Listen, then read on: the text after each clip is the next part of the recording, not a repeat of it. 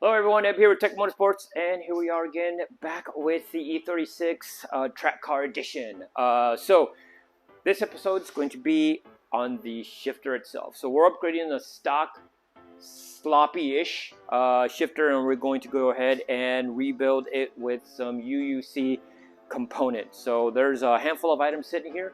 So let's get a nice close-up on it real quick so we can go over some of the items that we have here, and then we'll pretty much jump right into it. So give me a few seconds. So with the UUC kit, what we've got is the first package will be the short shifter itself. Included is the bracket with the screws to mount this bracket onto the OEM shifter bracket itself. It does come with the grease and Loctite as well for the kit, and it does come with additional plastic washer and the clip. And also it does come with the OEM replacement kit in case you want to, you bend the tabs up a little bit, because these are sometimes a pain in the butt to remove. And this one does come with the Durlin polyurethane bushing as well.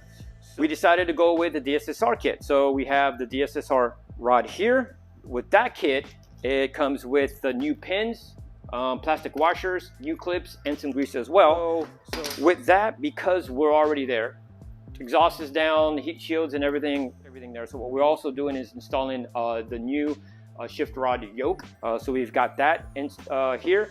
Now the seal is not pictured because the seal is on its way here. Unfortunately, we thought we ordered it, and by breaking everything out and getting everything ready to do this, realized that it's not here. So that's been ordered. While we were originally working on a car, the first time it was here, we noticed that the shift boot was ripped.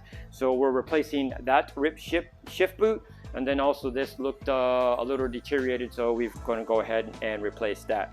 Now, as anyone knows, a lot of miles on the car, rubber, they deteriorate, and the slop on the car is not super bad, but it's very noticeable, especially when you go in and you're already getting somebody else's car and it has like this kit or something similar to it.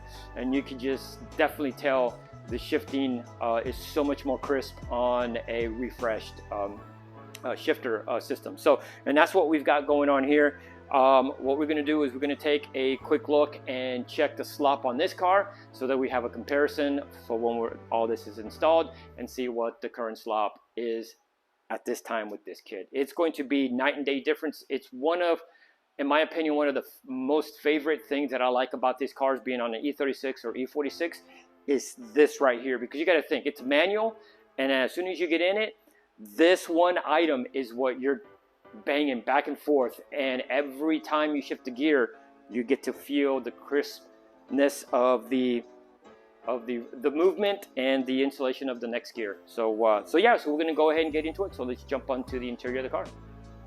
All right, so here we go. I'm going to go ahead and just put the clutch in, just for shits and giggles. So as you can see, it's in neutral. You can see how much it is just going back and forth, and that's reverse in there, just going all the way up to fifth. She's going in okay. Once you put it in, let's say this is third gear, you can see there it just moves back and forth a tad bit. And in all honesty, this is not that bad. I've seen a lot worse. This is this first gear. As you can see, it moves back and forth. So yeah, I mean, they're all this way, but it is a little sloppy. And the other thing is, it's just not as crisp as it's going to be. So that's a thing that we're going to look at. Unfortunately, that's probably going to be something that's not going to translate onto the camera until you're physically doing it yourself.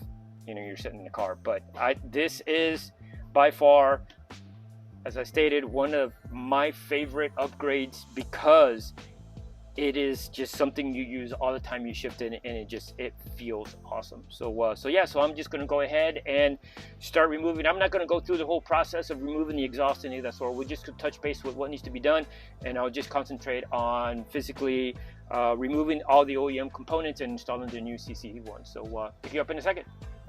So as you can see, the exhaust has been removed, the heat shield. I've dropped the drive shaft down.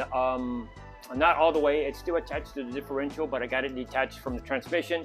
Also removed the glebo, that's been removed, and so I can have plenty of access to the shifter, and the seal is technically one of the most important parts, to have plenty of room to be able to remove and install the new seal. So this This insulation here is going to have to come out. It's starting to fold in a lot. I noticed that it was rubbing a lot on the glebo and the drive shaft itself. So I'm going to end up cutting that away. One thing I also did do was I released the transmission. So the four bolts that hold the transmission mount have been removed. So it's kind of hanging a little bit. It's with the new motor mounts, they're nice and tight.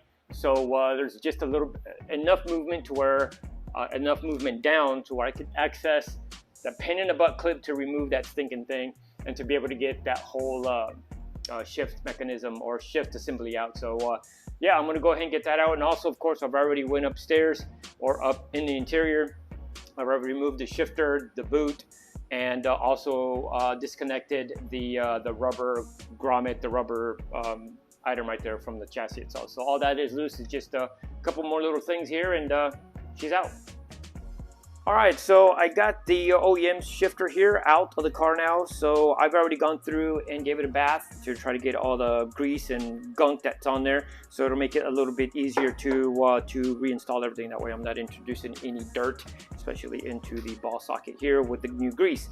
So firstly, we're going to concentrate just on the UUC shifter itself. We'll touch base with the other stuff in the background, but let's go ahead and get started. So I got my little pick here, and on this, the only thing I got to do to this bad boy is there's a section here in this little window that's on either side of the bracket, and there's one that's raised. The one that's raised is the one we are concentrating on, and all I got to do is push down on it, and she should just pop out. There we go. Got that side out.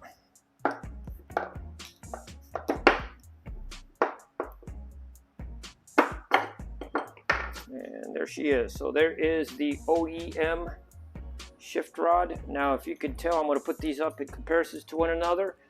You can see that the new one is longer. With the longer shaft towards the bottom, below the pivot point here, that's what shortens the throw of the shifter. So I'm going to go ahead and clean this real quick, get all this gunk out of it, just to make sure we're all nice and clean here.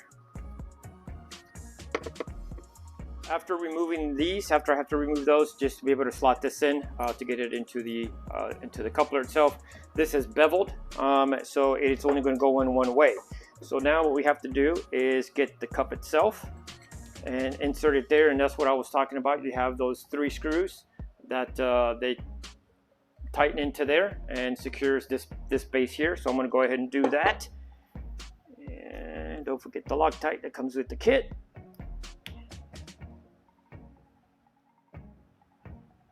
So I'm going to go ahead and get these secured and tightened in there, and catch you back in a second. Okay, so a little bit of an issue. I've kind of had this before, but I was able to get all the 6 bolts in place. But this one, I'm having an issue.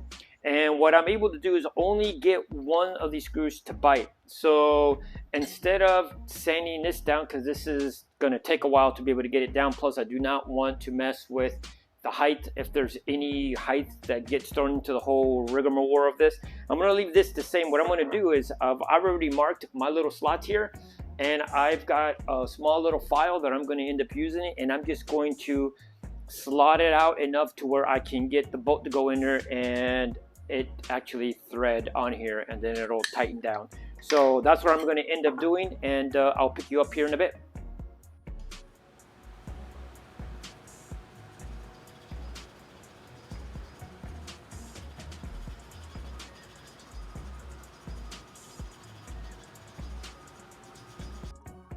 All right, so pretty much what I end up doing is just notching out these little holes, or just notching it out right here, enough for the screws to go through. Now, I don't know if it's translating very well on the camera, if it could be seen, but yeah, it's 3 on each side. It is very easy to do that to an aluminum bracket than having to mess with the steel one. So with it being aluminum, it cuts through real quick, and honestly, it's very easy. And what I'm trying to do is just trying to get the threads themselves, not the head of the screw, to go into that base, just the thread itself. So that's why it's only a small little notch. So now what I'm going to end up doing is installing this, adding the Loctite to the screws, and pick you up in a second. All right, so I'm back here at the scene of the crime. I have to redo a clip, and I'm kind of going to do an overview of what the next step is. Unfortunately, I was having a little bit of issues with my phone storage, and this was at one of those times where it was one of those updates, and then a lot of those updates that I end up doing, I always seem to be having an issue with the phone storage availability. So I went in and I just had to go through a bunch of the videos and pictures that I had on my phone and delete them. Well, I was still having issues, and I totally forgot about that whole 30-day process of, you know, they're technically not deleted. So I had to go into the deleted file and delete that. And once I did that, it just cleared up all the issues with my phone, and my storage was pretty much back to normal. I wouldn't say back to normal, I just had a ton of storage available to keep doing the videos. But in all of that, I guess I must have missed this video clip when I uploaded it and it got deleted. So here I am going over it. So the first section of the piece that gets installed in the OEM shifter base is going to be this piece that's in the kit that is just separated. This piece goes in first with the beveled section facing you because of the ball on the shifter needs to go in there. Lube, I end up adding a bunch of lube to it, and then the shifter itself comes assembled like this. So you'll have the shifter itself, then you have the other plastic piece that's on the ball of the shifter rod, or of the shifter itself. Then you have the spring, and there's going to be it's going to be like a retaining washer, and then you're going to have the retaining clip. That's how it gets assembled. It's very simple and easy. That spring is not hard or anything. It's very light to compress. So once that gets installed, don't forget you got to add as much as lube as possible. I use that whole little packet that they send. Also for the boot, we end up installing a new boot, and so what I end up having to do is I ended up using some WD-40, and I lubed up the shaft, and I ended up lubing up the shaft and the rubber boot and slid it over it, and she just went down nice and easy. And I got the lower section of the boot to clamp and sit nicely on the lower section of the OEM bracket. So that's pretty much will cover the installation. I just wanted to make sure I got that in the clip, and I apologize for my early deletion and error on the clip, and let's pick up right where it should be. All right, so now we're jumping onto the transmission. So here is my selector rod seal. What I ended up doing to get this one off the car was I first started with my little pick. As you can tell, the little pick's a little bent. This is not what I finally got it off with, but what helps is kind of dig a hole into this old seal so I can then put this smaller screwdriver in. So by doing so, what I end up doing then just went towards the bottom side, looking at the seal itself, or looking at the back of the transmission towards the bottom. You can't do it from the top because it's going to hit the tunnel. So you have to do it this way. This is where you get the room. So once it's off, you just have to be careful that you don't chew up that area where you're prying on the transmission. It is aluminum, and it will kind of put a little small dent in it. So if you do end up messing it up pretty bad, you could use emery cloth to clean it up, and then you could also add sealant around the seal to seal it, to make sure in case you did kind of mess it up a tad bit. But yeah, so for the installation portion of that, I got a 5/8 socket, because standard sockets here I never use, and I just use them for tools. So this is the socket that I use to install it. It goes right above it, and also goes it goes over the rod itself, deep well, and it is almost completely straight through. So I know some sockets have an indentation in there so they could hold the nut. Well, this one doesn't. So this is my seal tool. So this one I just get it in. I will add also a little bit of sealant around it just to make sure. So that is that for the seal, and now we're going to jump on the shifter rod section here, which is right here. I don't have it here. It will be here soon, or it might have already arrived. I forgot to mention that earlier. So we're going to replace that with one from Turner, a polyurethane one. So we have that. That will be installed. So with that said, now we're going to jump on the DSSR and the OEM yoke. Okay, so for the OEM yoke, this is the OEM yoke, and pay attention to right here. And now this is an aftermarket one from URO, and if you look at it here, they're the same pretty much in height and everything. But if you could see, this has washer bushings. Now here is the thing. Now if you're just buying a DSSR and you're installing it and not replacing this, and you know you have a factory yoke, then it's just going to slide right on in, and then you'll be able to put your pin right straight through it. Now if you do have an aftermarket one, which this is, you're not going to be able to get it in because of those little items. And if you can see here, you can see that those little washers are going to technically get in the way. So these will have to be shaved or cut down, because what I understand is they are already adding the washer into this item when it's built. So if you do buy a new one and it has these little raised ridges with a DSSR, you will have to shave this down. Now, of course, when you buy a new one, you have to reuse the pin to hold this in place. You do want to replace it. You want to use a new one, because this little bushing in here as well, it's like a hard sponge bushing that keeps it tight to that rod, because you do get a little bit of slop, and whatever slop is in there will be in that little pin, so you get a little movement out of there. So that's going in, and has the new ring around it. So that's the old one. Put the old stuff back over there, and then yeah, that's pretty much it. If by any chance you do end up using this and you do not use a DSSR, you do not have to shave this down. Only the shaving will have to be for a DSSR. So now it's just going to be time to start installing the items on the car. So I'll pick you up in a bit. So we're back underneath the car. I got my new bushing already installed, and this is how I'm going to end up doing this. So the rubber boot is already been installed from underneath. I was able to get it from underneath here. So that's in place. Also, I made sure that my the shifter was orientated correctly, which is the screw on the UUC shifter. That screw that's on the shaft, it faces towards the engine, which I've got. So now it's time to start the installation. So this bad boy is just gonna do, I'm gonna grab it and put it in the little slots here, and then she smacks right on in. That's the easy part. Okay, so what I'm doing now is to get this bushing to go down into the transmission housing. I got a little trick. I'm using a socket, and I'm putting the socket right on the top of the shifter itself. And I already have the jack underneath the transmission. And I'm going to go ahead and jack her up to try to get that sucker to go in.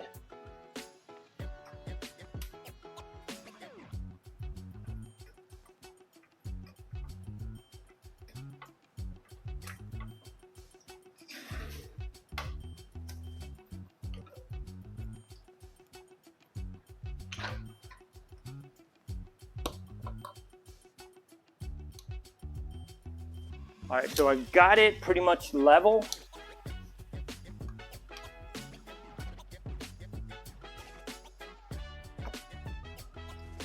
Okay, so I just used my angle pick, and I got it in there, and I was able to pull it back.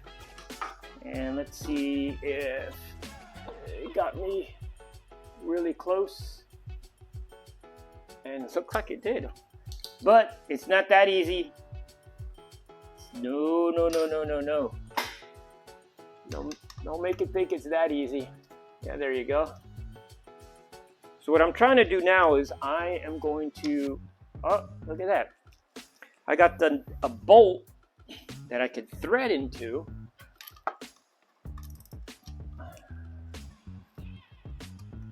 Wrong size wrench. I got a wrench with the bolt. What I'm trying to do is kind of like thread it, because it is a poly bushing. Normally it would bite, and it just brings it in, and what ends up doing is straightens the bushing completely out in the center of the transmission housing, so it makes it easier for the pin to go in.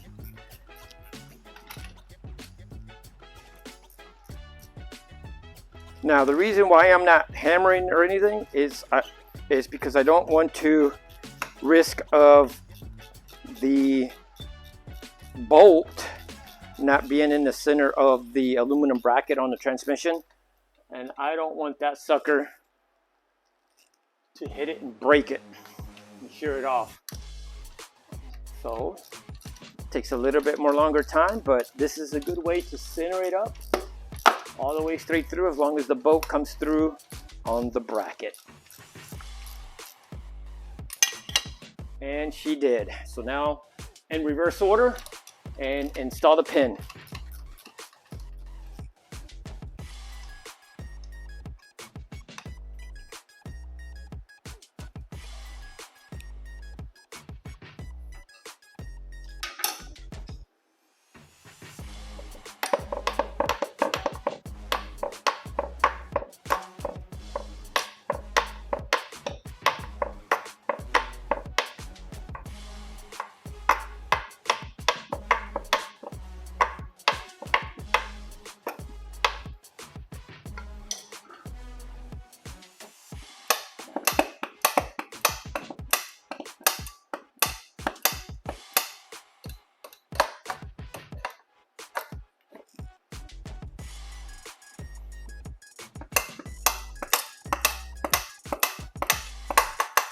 And voila!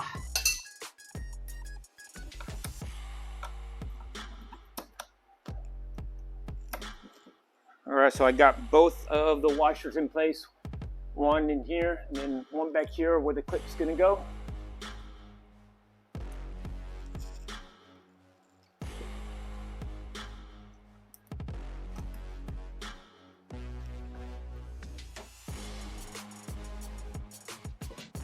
Love it, love it, love it, love it. All right, so here we are back in the interior. Everything has been reinstalled, and I tell you what, this thing just feels so much better. As I stated, this is probably one of the best things that I like to do to the E36, E46. It is money. Once it's in gear, this is third gear. There's very little movement in it. It feels good sitting here with the car not running, the car not driving. But I tell you what, once you drive it and you're shifting those gears, it is awesome. Just plain awesome. So I have to reinstall all this. I finally got all the trim pieces. They've just been on back order, so I'll be doing that. And yeah, and then we're pretty much done. All we got to end up doing is doing a few other stuff to it, because there's more things that need to be done to the car, and hopefully I'll be taking it for a test drive here soon. But like always, guys, to help the channel out, you got to hit that like and subscribe button, and hope you do. And see you in the next videos on this M3 build.